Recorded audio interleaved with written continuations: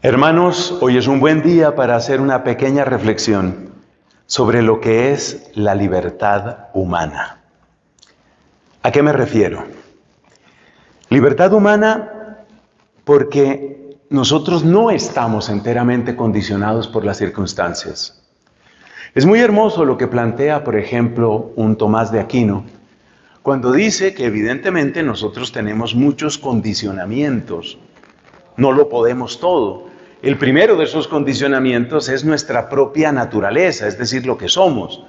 Como ser humano, pues yo no voy a vivir 200 años, eso pone un límite. Como ser humano, yo no puedo lanzarme desde un 10º piso y pensar que si agito los brazos voy a volar. Esa es una limitación de mi naturaleza. Entonces, dado que tenemos esas limitaciones, la pregunta es si somos libres. Y estamos hablando sobre la libertad básicamente porque hoy es el día en que la Iglesia recuerda la terrible decisión que en libertad tomó Judas Iscariote.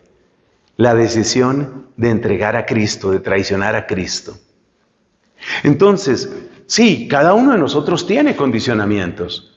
En primer lugar, repito, por nuestra propia esencia, por nuestra propia naturaleza humana. Luego tenemos también condicionamientos por el hecho de que nosotros, pues venimos de una familia, venimos de un país, de una cultura, de una raza, de una etnia. Todos esos son condicionamientos. Y todos esos condicionamientos que nosotros estamos viviendo nos pueden hacer pensar que todo está como determinado en nuestras vidas.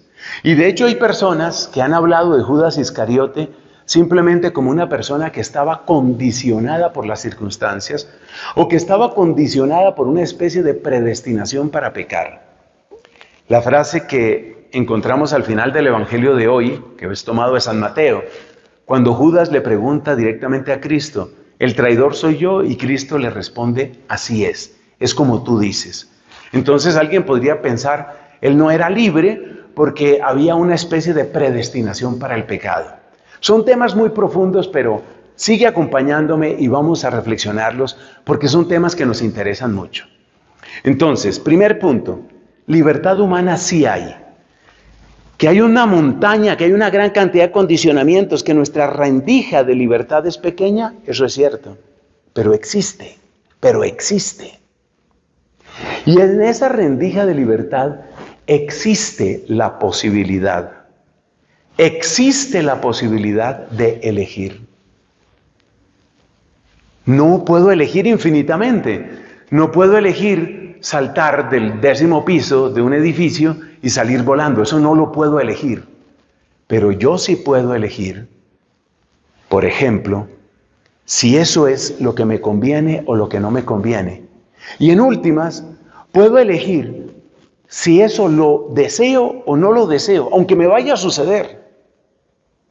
Piensa, por ejemplo, en el caso de un mártir. Un mártir es una persona a la que llevan obligada a la muerte. Esa persona quería morir, es decir, quería que la torturaran y todo eso. Mira, básicamente la persona no quiere eso. Pero una vez que eso va a suceder, lo que sí quiere la persona es que su muerte tenga un sentido, tenga un propósito, para la gloria de Dios, para la conversión de mucha gente. Es decir, nuestra libertad fundamental está en el sentido que le damos a las cosas, en la manera como nosotros reaccionamos frente a aquello que llega a nuestra vida. Llevamos 2 puntos. Primero, que aunque sea estrecho nuestro margen, sí tenemos libertad. Y segundo, que nuestra libertad fundamental está en cómo reaccionamos frente a las cosas, porque muchas no las podemos cambiar. Tercer punto, ¿hay una predestinación para el mal, una predestinación para el pecado? No. La respuesta es un rotundo no. Judas fue por su propio pie. Judas fue buscando su beneficio. Y buscando su beneficio, él acordó un precio para traicionar a Cristo. Un precio alto, pero por supuesto infinitamente bajo y completamente miserable frente al infinito valor de una vida humana, no se diga frente a la vida del Hijo de Dios. Él escogió un precio alto. Él trató de ganar algo. Es decir, hay una elección que Él tiene. Y por consiguiente, no podemos ni debemos hablar. Es herejía hablar de una predestinación para el mal. Es una decisión de este hombre. Último punto. En medio de nuestras decisiones libres, porque tenemos decisiones libres, en medio de nuestras decisiones libres, que muchas veces son equivocadas, que muchas veces son pecaminosas, que muchas veces son incorrectas, en medio de esas decisiones libres, el Señor termina realizando su voluntad. Más allá de nuestros planes, el plan del Señor se cumple. Y esto es lo más admirable de su providencia y es lo más admirable de su sabiduría, que con agentes libres, con actores libres que somos nosotros, tú, yo, Judas Iscariote, Pablo, Mateo, Bartolomé, a través de actores libres, Dios realiza su propio plan. Dios lleva a cabo su plan. ¿Por qué? Porque el mal no es un freno definitivo para el Dios creador, para el Dios omnipotente.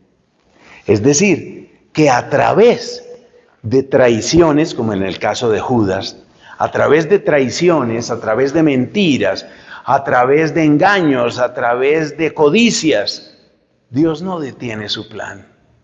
No vamos a detener a Dios por nuestras codicias o por nuestras mentiras. Muchas veces, a través de esas malas acciones, Dios está haciendo sus maravillas. Y te voy a recordar solo un ejemplo bíblico que lo tienes en el libro del Génesis. Cuando por envidia, los hermanos de José, ¿te acuerdas? Los 12 hijos de Jacob, uno de ellos era José y los hermanos de José lo detestaban. Cuando por envidia los hermanos de José lo venden y José llega a Egipto y bueno, luego tiene tanto sufrimiento en Egipto y llega a la cárcel y luego de una manera prácticamente milagrosa sale de la cárcel y tiene un puesto de tanta importancia hasta convertirse prácticamente en el administrador único de los bienes de Egipto. ¿Qué nos está enseñando esa historia? No era buena la intención de los hermanos de José, pero cuando llegó esa hambruna terrible, cuando llegó esa hambruna espantosa, el hecho de que José fuera el administrador en Egipto hizo posible que se salvara la vida, no solo de muchos egipcios, sino que se salvara la vida del mismo pueblo de Dios. Entonces, de una manera libre, estos hermanos de José lo traicionaron, porque les fastidiaba, porque le tenían envidia, porque querían sacar algo. Acuérdate que también a ese José lo vendieron, querían sacar algo de ahí, pero a través de esa acción que era perversa, Dios tenía un plan bueno. Lo mismo, una acción libre, absolutamente repugnante de Judas Iscariote, llevó a Cristo a la muerte, pero a través de esa entrada de Cristo en la muerte, como José entró en Egipto, pues ahora Cristo es el gran administrador de los bienes celestiales que hace posible la abundancia del Espíritu en nosotros. En resumen, sí es verdad que tenemos libertad, que nuestra primera libertad es cómo reaccionamos frente a aquello que nos llega. En tercer lugar, que esa libertad que nosotros tenemos excluye toda posibilidad de predestinación. Y cuarto, que Dios nuestro Señor sabe sacar bienes incluso de los males. Grandes lecciones que nos deja este episodio, el episodio de la entrega de Cristo, la traición a Cristo por parte de Judas Iscariote. Una última palabrita. A pesar de todo lo grave que pueda ser el pecado de Judas, nosotros no tenemos el derecho de decidir cuál fue el destino eterno de Judas. Obviamente las señales que nos presenta la Escritura son terribles y uno dice, pues eso da para condenación eterna. Y algunos autores, por ejemplo Dante, siempre presentan a Judas como el gran condenado.